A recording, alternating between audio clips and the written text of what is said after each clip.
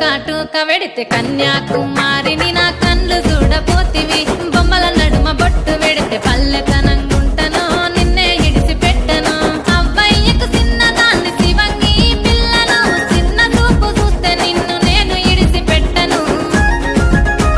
ఓ పిల్లగా అరరే ఓ పిల్లగా అమ్మో ఓ పిల్లగా వెంకటేశు చూడకపోతుంటవో కానకపోతుంటవో నా పిల్లగా వెంకటేశు చూడకపోతుంటవో కానకపోతుంటవో